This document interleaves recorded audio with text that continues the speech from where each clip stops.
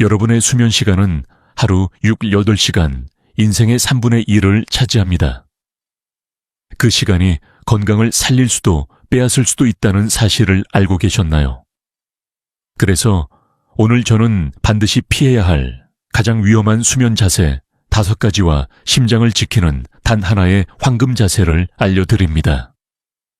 이 영상을 끝까지 보신다면 약도 수술도 없이 혈압과 허리 통증을 줄이고 병원비를 절감하는 방법을 알게 될 겁니다. 지금 시작하기 전에 여러분께 작은 부탁이 있습니다. 이런 건강 정보가 필요하다면 지금 구독 버튼을 눌러주세요. 좋아요는 무료지만 여러분의 건강 가치는 그 이상입니다. 그리고 댓글에 숫자 1을 남겨주세요. 나는 지금까지 수면 자세가 문제인지 몰랐다 하시는 분들 함께 이야기 나눠요. 여러분의 경험이 누군가에게 큰 도움이 될 수 있습니다. 자, 준비되셨나요? 지금부터 당신이 평생 괜찮다고 믿었던 위험한 자세 5가지, 그리고 건강을 지키는 올바른 수면 자세를 공개합니다. 시작합니다. 많은 분들이 이렇게 생각합니다. 잠자는 자세가 뭐 그리 중요해, 편하면 되지. 하지만 그 생각은 매우 위험합니다. 수면은 단순히 몸을 쉬게 하는 시간이 아니라 심장과 뇌 척추가 회복하는 가장 중요한 과정입니다. 우리는 하루 평균 6시간 이상을 같은 자세로 보냅니다. 그 시간이 쌓여 1년이면 2000시간, 10년이면 기만 시간입니다. 그 긴 시간 동안 잘못된 자세로 몸을 누르고 있다는 것은 매일 밤 내 장기와 혈관을 압박하는 것과 같습니다. 특히 60세 이후에는 상황이 완전히 달라집니다. 왜냐하면 나이가 들면 근육의 힘이 약해지고 혈관의 탄력은 떨어지며 뼈 사이의 디스크는 점점 딱딱해집니다. 이 상태에서 잘못된 자세로 자면 어떤 일이 벌어질까요? 첫째, 혈액순환이 방해받습니다. 심장에서 뇌로 가는 산소 공급이 줄어들고 다리 쪽으로 혈액이 고이면서 혈전이 생길 위험이 높아집니다. 둘째, 심장과 폐의 압력이 가해집니다. 심장이 밤새 더 강하게 뛰어야 하고 폐는 충분히 팽창하지 못해 산소가 부족해집니다. 셋째, 기도가 막히거나 좁아져 호흡이 불안정해집니다. 이는 단순한 코골이가 아니라 뇌에 산소가 공급되지 않는 위험한 상태, 즉 수면 무호흡증으로 이어질 수 있습니다. 마지막으로 척추에 큰 부담이 가해집니다. 허리와 목뼈는 하루 중 가장 긴 시간을 잠자리에서 보냅니다. 젊을 때는 디스크가 유연해 어느 정도 버틸 수 있지만 노화가 진행되면 작은 압박도 큰 통증과 신경 손상의 원인이 됩니다. 실제로 많은 분들이 이렇게 말합니다. 나는 하루 8시간 푹 자는데도 아침마다 피곤해요. 왜 그럴까요? 몸은 누워 있었지만 뇌와 심장은 밤새 싸우고 있었기 때문입니다.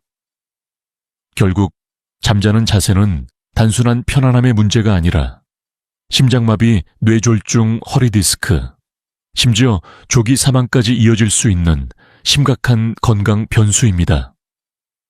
그리고 놀랍게도 많은 어르신들이 평생 습관처럼 하고 있는 자세가 이 위험을 키우고 있습니다.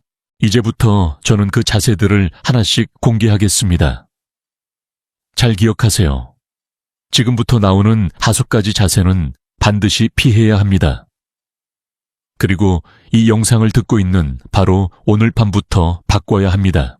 오이 엎드려 자기입니다. 많은 분들이 젊었을 때는 엎드려 자는 것이 편하다고 생각했습니다. 실제로 배를 바닥에 대고 얼굴을 옆으로 돌리면 마치 어린 시절 포근한 느낌이 들기도 하죠. 그러나 60세 이후 이 자세는 심각한 위험을 안고 있습니다. 첫 번째 이유는 목입니다. 엎드려 자면 얼굴을 옆으로 돌려야 하는데 이때 목뼈는 한쪽으로 계속 비틀어진 상태가 됩니다. 젊을 때는 목 주변 근육이 단단해 어느 정도 버틸 수 있지만 나이가 들면 목뼈 사이의 간격이 좁아지고 디스크가 약해집니다.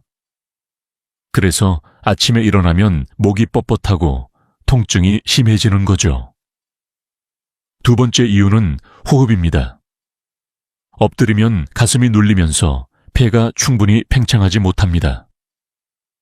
젊을 때는 폐 기능이 좋아서 이 정도 압박은 문제가 없지만 60세 이후에는 폐 기능이 30% 가까이 떨어집니다. 이 상태에서 엎드려 자면 산소 공급이 부족해져 뇌와 심장이 밤새 고통을 받게 됩니다. 실제 사례를 하나 말씀드리겠습니다. 경남 진주에 사는 68세 박성호 씨는 평생 엎드려 자는 습관이 있었습니다. 그런데 어느 날 새벽 갑자기 숨이 막혀 깜짝 놀라 깨어났습니다. 병원에서 검사해보니 수면 중 산소 포화도가 위험할 정도로 낮아져 있었고 뇌로 가는 산소 공급이 크게 줄어든 상태였습니다. 의사는 자세를 바꾸라고 권했고 박 씨는 어렵게 습관을 고쳤습니다. 놀라운 변화가 있었죠. 단 2주 만에 새벽에 숨이 막혀 깨어나는 일이 사라졌고 한 달 후에는 10년 만에 이렇게 깊게 잠든 건 처음입니다. 라고 말했습니다. 엎드려 자는 것은 단순히 목 통증 문제가 아닙니다. 심장과 폐뇌를 동시에 위협하는 자세입니다. 혹시 지금도 엎드려 주무신다면 오늘 밤부터 반드시 바꾸셔야 합니다.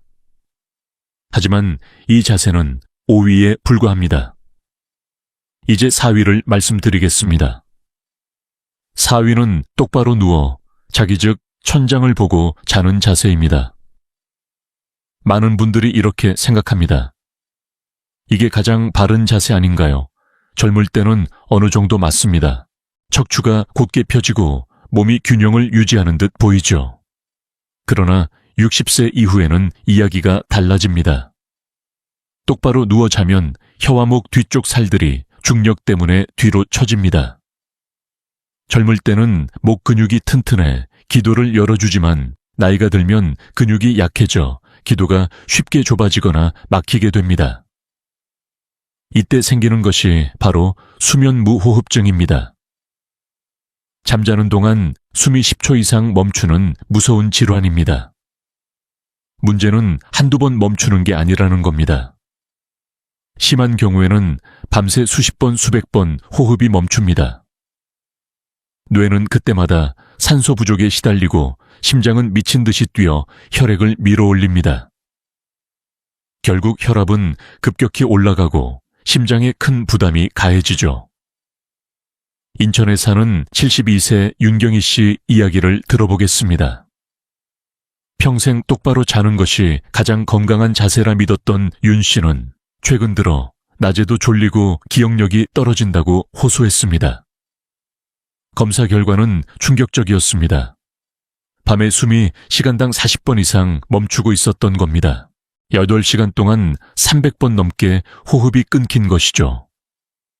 의사는 자세 교정을 권했고 윤 씨는 옆으로 자는 방법을 시도했습니다. 결과는 놀라웠습니다.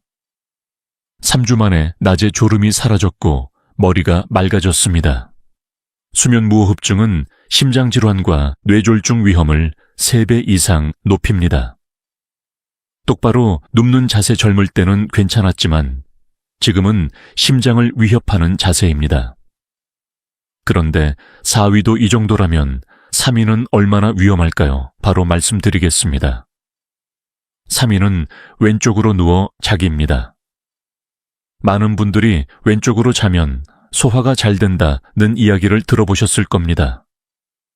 젊을 때는 어느 정도 맞을 수 있습니다. 그러나 60세 이후에는 이 자세가 심장을 압박합니다. 심장은 가슴의 왼쪽에 위치합니다. 왼쪽으로 누우면 심장이 갈비뼈 쪽으로 기울어지면서 압박을 받습니다. 젊을 때는 심장 근육이 강해 어느 정도 버팁니다. 하지만 나이가 들면 심장 근육도 약해지고 혈관도 딱딱해집니다. 밤새 눌리면 심장에 큰 부담이 갑니다. 더 큰 문제는 위산 역류입니다. 위도 왼쪽에 있기 때문에 왼쪽으로 누우면 윗속 음식물이 식도로 역류하기 쉽습니다.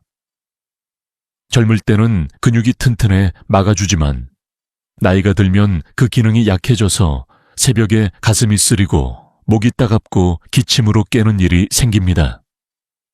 실제로 광주에 사는 69세 최동진 씨는 몇 달 동안 새벽마다 가슴이 쓰리고 신물이 올라와 괴로웠습니다. 위 내시경을 해보니 식도염이 생겨 있었고 심장에도 부정맥 증상이 나타났습니다. 자세를 바꾸자 증상이 사라졌습니다. 왼쪽으로 자는 자세는 심장과 위를 동시에 괴롭히는 자세입니다. 이제 남은 두 가지 2위와 1위는 상상을 초월합니다. 2위는 높은 베개를 베고 자기입니다. 많은 분들이 이렇게 말합니다. 베개가 높아야 편하지, 목이 시원하잖아. 맞습니다. 젊을 때는 큰 문제가 없을 수도 있습니다. 하지만 60세 이후에는 이 습관이 뇌와 목을 위협하는 치명적인 원인이 됩니다. 왜 그럴까요? 높은 베개를 베면 목이 앞으로 꺾입니다. 이때 목뼈는 부자연스럽게 휘어지고 디스크가 압박을 받습니다. 나이가 들면 디스크는 점점 딱딱해지고 작은 압박도 통증과 신경 손상을 일으킬 수 있습니다. 아침마다 목과 어깨가 뻣뻣하거나 두통이 있는 분들 바로 이 이유일 수 있습니다. 그러나 더 심각한 문제는 뇌혈류입니다. 목 뒤에는 뇌로 가는 중요한 혈관이 지나갑니다. 베개가 높으면 이 혈관이 눌려 뇌로 가는 혈액과 산소 공급이 줄어듭니다. 연구에 따르면 이로 인해 뇌졸중 위험이 3배나 증가할 수 있습니다. 특히 새벽 2시에서 6시 혈압이 가장 불안정한 시간대에 이런 일이 벌어지면 큰 사고로 이어질 수 있습니다. 실제로 경기도 수원에 사는 74세 김정순 씨는 평생 베개를 2개나 겹쳐 자는 습관이 있었습니다. 몇 달 전부터 아침에 일어나면 머리가 멍하고 어지러워 병원을 찾았습니다. 검사 결과 뇌혈류가 정상보다 40%나 줄어 있었고 목 혈관도 눌려 있었습니다. 의사는 베개 높이를 줄이라고 조언했고 김 씨는 처음엔 불편했지만 조금씩 낮춰갔습니다. 결과는 놀라웠습니다. 단 2주 만에 두통이 줄고 한 달 후에는 아침마다 맑은 정신으로 일어날 수 있었습니다. 높은 베개에 편안함을 준다고 생각했지만 그것은 조용한 살인자와도 같습니다. 이제 마지막 1위를 공개하겠습니다. 1위는 다리를 쭉 뻗고 자기입니다. 대부분의 사람들이 이렇게 자죠. 이게 가장 자연스러운 자세 아닌가요? 저도 그렇게 생각했습니다. 하지만 60세 이후에는 이 자세가 가장 위험합니다. 이유는 간단합니다. 허리입니다. 다리를 쭉 뻗으면 허리뼈가 과도하게 휘어집니다. 젊을 때는 허리 근육이 강해 버틸 수 있지만 나이가 들면 근육은 약해지고 디스크는 딱딱해집니다. 그러면 뼈와 뼈가 부딪히면서 신경을 압박하고 결국 허리 통증과 다리 저림을 일으킵니다. 심하면 디스크가 터져 수술까지 해야 합니다. 그러나 여기서 끝이 아닙니다. 다리를 쭉 뻗으면 다리 뒤쪽 혈관이 펴져 혈액이 심장으로 돌아가기 어려워집니다. 특히 종아리 근육이 약한 노인에게는 혈액이 다리에 고여 혈전이 생기기 쉽습니다. 이 혈전이 심장이나 뇌로 이동하면 심장마비나 뇌졸중을 일으킬 수 있습니다. 실제 사례를 들어보겠습니다. 제주도에 사는 76세 오성태 씨는 평생 다리를 곧게 펴고 자는 습관이 있었습니다. 최근 몇 년 동안 아침마다 허리가 아프고 다리가 저려서 오래 걷기 힘들었다고 합니다.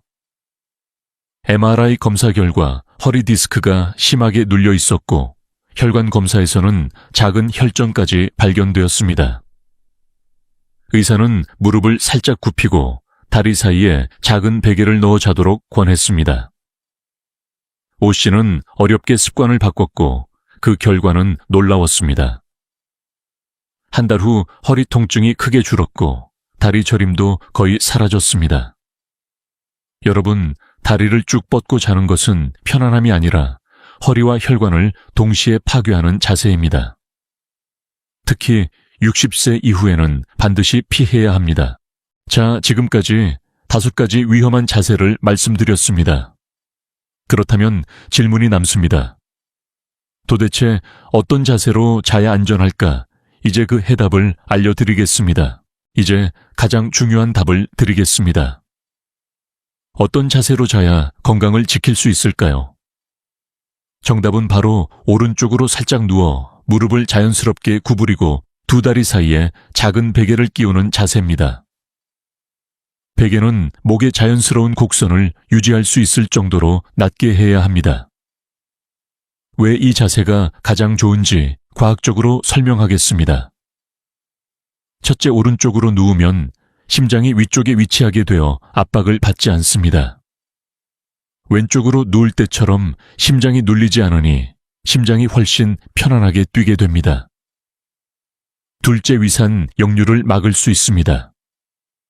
위는 왼쪽에 있기 때문에 오른쪽으로 누우면 위산이 식도로 올라오는 현상이 줄어듭니다.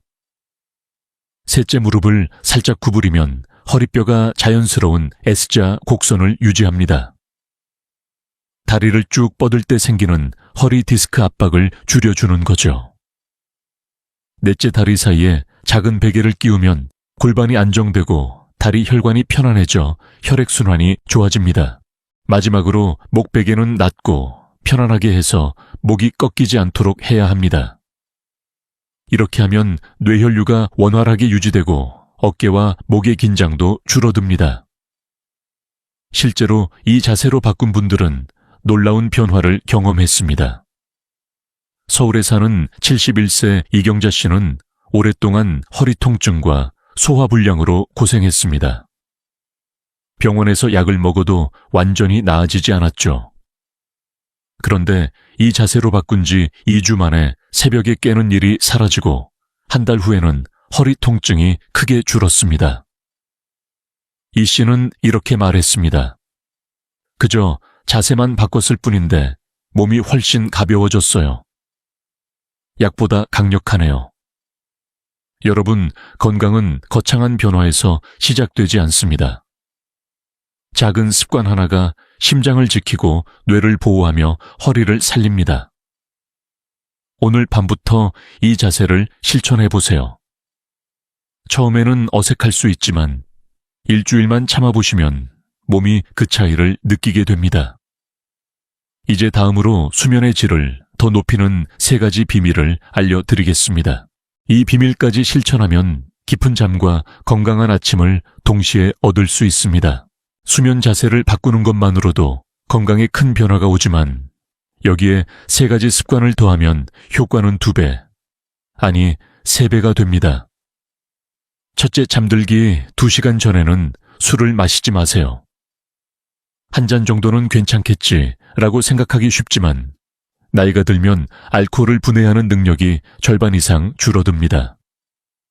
그 결과 수면 중 호흡이 불안정해지고 심장은 더 빨리 뛰게 됩니다.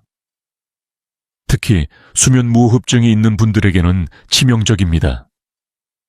경북 구미에 사는 70세 박노식 씨는 매일 저녁 소주 1~2잔을 마시는 습관이 있었습니다. 그런데 밤마다 자주 깨고 아침에 머리가 무겁다고 호소했습니다. 의사는 술을 줄이고 특히 잠들기 전에는 금주하라고 조언했습니다. 박 씨는 처음에 힘들었지만 2주 만에 놀라운 변화를 경험했습니다. 새벽에 깨는 횟수가 줄었고 아침에 머리가 맑아졌습니다. 그는 이렇게 말했습니다. 내가 밤마다 깬 이유가 술 때문이었다니 믿기지 않네요. 둘째, 저녁 10시 이후에는 물을 너무 많이 마시지 마세요. 많은 어르신들이 물을 많이 마셔야 건강하다는 생각에 늦은 밤에도 계속 물을 마십니다. 하지만 그 결과는 밤마다 화장실 가느라 자주 깨는 것입니다. 깊은 잠을 자려면 뇌는 최소 90분 이상의 연속 수면을 필요로 합니다. 그런데 밤새 화장실을 오가면 깊은 수면 단계에 도달하지 못합니다. 전남 순천에 사는 73세 이순자 씨는 밤마다 3번 이상 화장실을 가서 아침마다 피곤했다고 합니다. 수분 섭취 시간을 조절한 후 한 달 만에 수면의 질이 크게 좋아졌습니다. 그녀는 이렇게 말했습니다. 밤에 깨지 않고 푹 자는 게 이렇게 기분 좋은 줄 몰랐어요. 셋째 침실 온도를 18도에서 20도 사이로 유지하세요. 너무 덥거나 추우면 몸은 잠들 준비를 하지 못합니다. 특히 더울 때는 땀을 흘리며 자율신경이 계속 긴장해 숙면을 방해하고 추울 때는 근육이 수축해 몸이 경직됩니다. 가장 이상적인 환경은 약간 서늘한 상태입니다. 가능하다면 가습기를 사용해 습도를 40-60%로 유지하면 호흡기에도 좋습니다. 실제로 서울 강남에 사는 68세 김영준 씨는 겨울마다 난방을 25도 이상으로 하고 잤습니다. 그 결과 아침마다 입이 마르고 목이 아팠죠.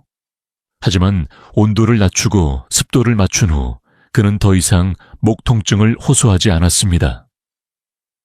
이 3가지 습관은 단순하지만 실행하면 수면의 질이 확실히 달라집니다.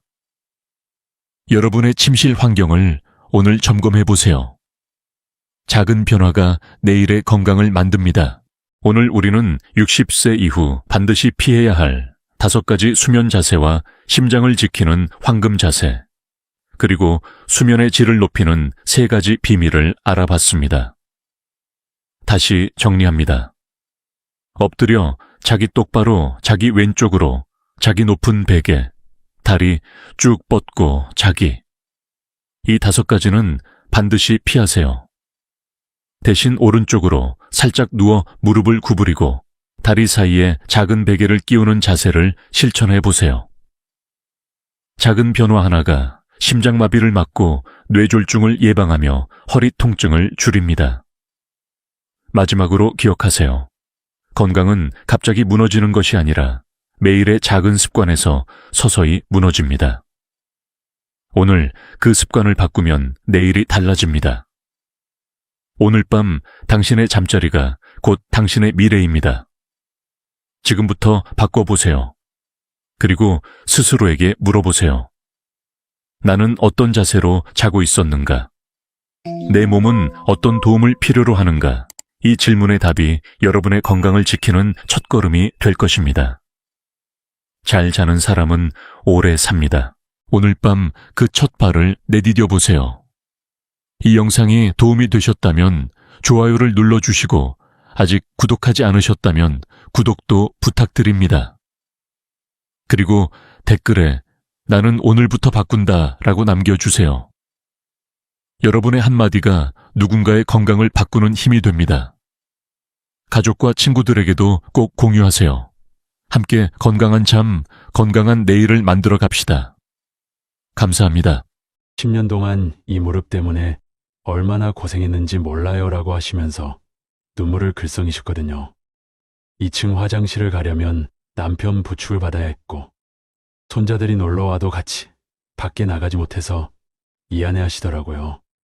정말 마음이 아팠어요. 그런데 여기서 중요한 사실을 하나 말씀드릴게요.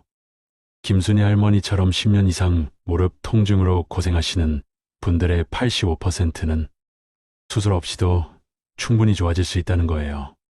저희 정형외과학회에서 2023년에 발표한 연구 결과인데요. 많은 분들이 연골이 다 닳았으니까 어쩔 수 없다고 생각하시지만 실제로는 그렇지 않아요. 제가 35년간 수많은 무릎 환자분들을 치유하면서 깨달은 게 있어요. 무릎 통증의 90%는 연골 손상보다는 주변 근육과 인대의 약화가 원인이라는 거예요. 마치 건물의 기둥이 약해지면 벽에 균열이 가는 것처럼 무릎을 지탱하는 근육들이 약해지니까 관절에 무리가 가는 거죠. 이 부분이 정말 희망적인 소식인데요. 연골은 한번 손상되면 완전히 되돌리기 어렵지만 근육과 인대는 나이가 들어서도 충분히 강화할 수 있거든요. 심지어 80세가 넘어서도 근력 운동을 시작하면 3개월 안에 눈에 띄는 변화를 보실 수 있어요. 김순희 할머니도 처음에는 이 나이에 무슨 운동이냐고 하셨어요. 하지만 제가 알려드린 간단한 방법들을 꾸준히 하시더니 1개월 후부터 계단을 한 계단씩 오를 수 있게 되셨고 3개월 후에는 정말 4층까지 뛰어 올라가시더라고요. 그때 할머니가 하신 말씀이 지금도 기억나요. 선생님, 이게 꿈인가 싶어요. 10년 동안 포기하고 살았는데 여러분도 마찬가지예요. 지금 무릎이 아프다고 해서 오래됐다고 해서 절대 포기하지 마세요. 최근 세계보건기구에서 발표한 가이드라인에서도 무릎 관절염 치료의 첫 번째 원칙을 운동요법으로 제시했어요. 수술이나 주사보다도 운동이 더 효과적이고 안전하다는 뜻이거든요. 물론 개인차가 있어요. 모든 분이 김순희 할머니처럼 3개월 만에 뛰어오를 수는 없을 거예요. 하지만 적어도 지금보다는 분명히 좋아지실 수 있다고 35년 경험으로 확신합니다. 중요한 건 올바른 방법을 아는 것, 그리고 꾸준히 실천하는 거예요. 오늘 제가 알려드릴 방법들은 특별한 도구도 필요 없고 집에서 언제든 할 수 있는 것들이에요. 김순희 할머니뿐만 아니라 지금까지 제가 치료한 수많은 환자분들이 실제로 좋아지신 방법들이거든요. 걱정 마세요. 충분히 하실 수 있을 거예요. 저도 이제 72세가 되니까 여러분의 마음을 정말 잘 알 것 같아요. 아침에 일어날 때 무릎이 뻣뻣하고 계단 내려갈 때 혹시 무릎이 꺾일까봐 무서우시죠? 비 오는 날이면 더 쑤시고 오래 앉아 있다가 일어날 때 아이고 소리가 저절로 나오시고요. 정말 힘드시죠? 그 마음 충분히 이해해요. 김순희 할머니도 처음에 오셨을 때 똑같은 얘기를 하셨어요. 선생님, 무릎만 아픈 게 아니라 마음도 아파요. 가족들한테 짐이 되는 것 같고 예전처럼 활동적이지 못한 제 자신이 한심해요 라고 하시더라고요.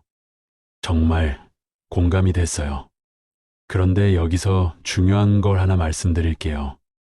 많은 분들이 무릎이 아프면 연골이 다 닳았나 보다라고 생각하시는데 실제로는 그렇지 않은 경우가 훨씬 많아요.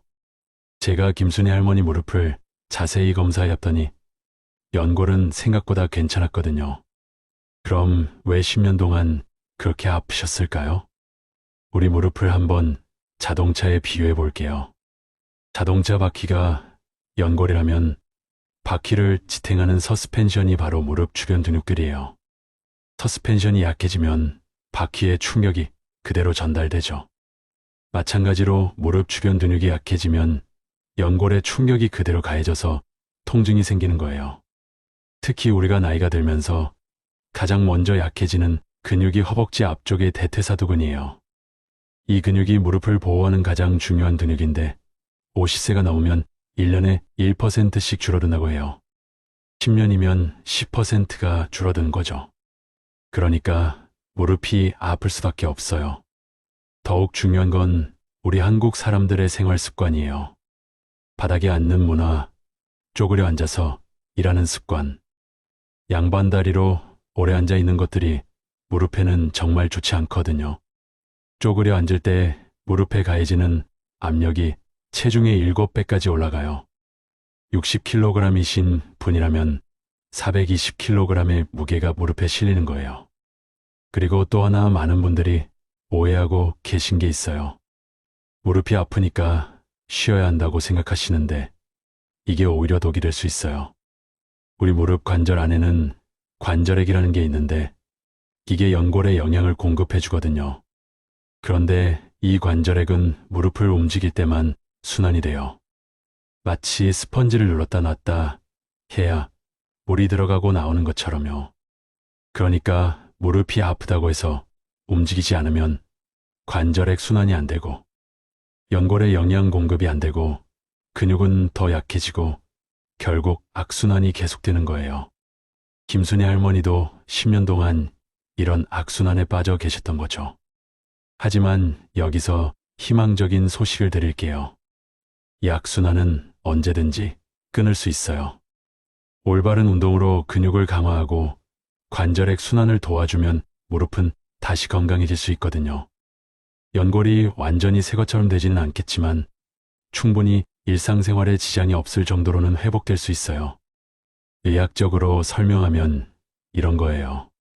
적절한 운동을 하면 무릎 주변 혈액순환이 좋아지고 염증을 줄여주는 물질들이 분비돼요. 그리고 근육이 강해지면서 무릎 관절에 가해지는 부담이 줄어들죠. 동시에 관절 가동 범위도 늘어나고요.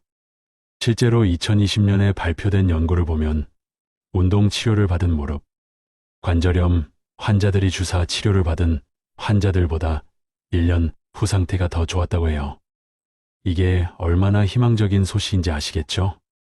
김순애 할머니께도 처음에 이런 설명을 드렸어요. 할머니, 지금 할머니 무릎은 고장난 게 아니라 관리가 안 된 거예요. 자동차도 기름을 갈고 정비를 해주면 다시 잘 달리잖아요. 무릎도 마찬가지예요. 라고 말씀드렸죠. 물론 개인차가 있어요. 어떤 분은 1개월 만에 효과를 보시고 어떤 분은 6개월 정도 걸리기도 해요. 하지만 포기하지 않고 꾸준히 하시면 반드시 좋아지실 거예요. 제가 40년간 환자분들을 치유하면서 확신하게 된 부분이에요.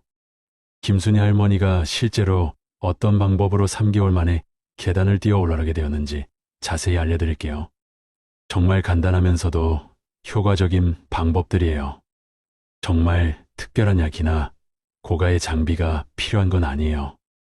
집에서 누구나 할 수 있는 간단한 방법들이거든요. 첫 번째는 관절에 영양을 공급하는 방법이에요.